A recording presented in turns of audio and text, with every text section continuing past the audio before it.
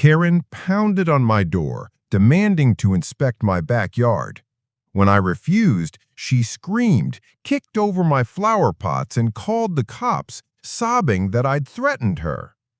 But what she didn't know? My security camera caught every second of her meltdown. Karen's scream could have shattered glass, but my front door stayed shut.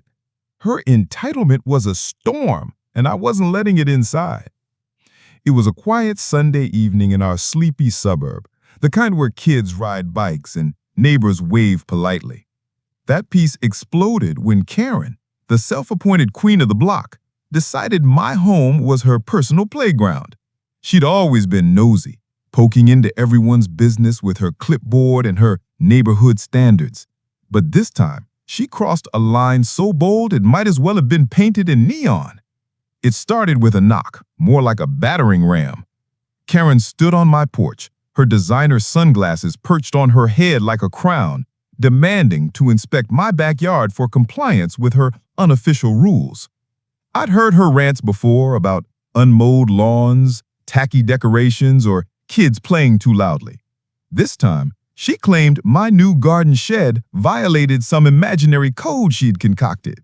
"I represent the community," she huffed, waving a petition with 3 signatures, including her own. I told her politely, but firmly, no entry, no inspection, no nonsense. That's when her eyes turned feral. "You're ruining this neighborhood," she shrieked, her voice echoing down the street. Neighbors cracked their blinds, drawn to the spectacle like moths to a flame. I stood my ground, arms crossed, explaining that my property was mine, not her personal fief. Karen didn't hear reason. She heard defiance, and it lit a fuse. She stepped closer, jabbing a manicured finger at my chest, her words a venomous torrent. "You think you're above us? You'll regret this." I didn't budge. That's when she lost it. She stormed onto my lawn, kicking over a flower pot in a fit of rage. "Open this door or I'll call the cops," she bellowed, as if I'd committed a felony by saying no.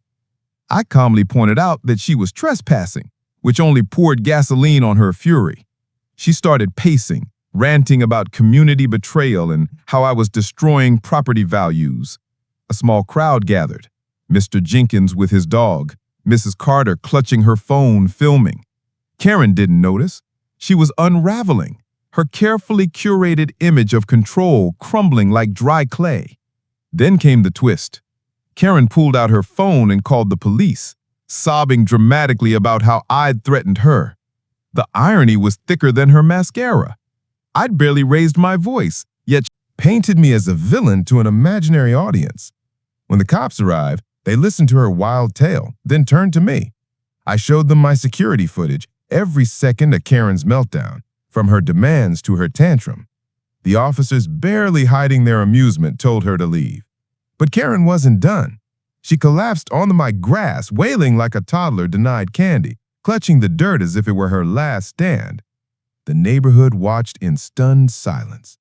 This wasn't just Karen being Karen. This was a woman spiraling into a public breakdown over a shed.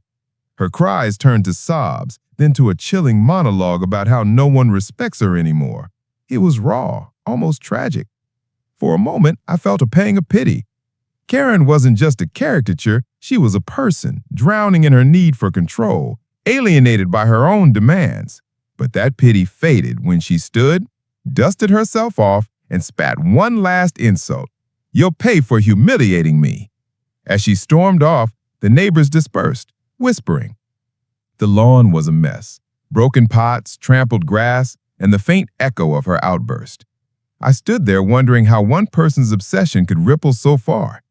Karen's crusade for power had cost her dignity, and maybe more. Word spread fast. By morning, her petition was a neighborhood joke, and her influence was dust. But the cost wasn't just hers. The community felt fractured, trust eroded by one woman's war on a shed. Karen's breakdown wasn't just a spectacle, it was a mirror. It showed how far someone can fall when pride blinds them to reason. It showed how communities can crack under the weight of one person's ego.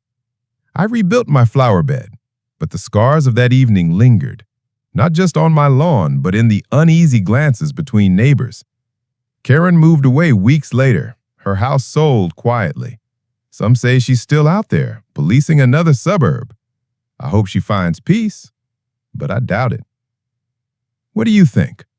Did Karen's need for control justify her actions, or was she the architect of her own downfall? Share your thoughts on where justice lies in this neighborhood clash.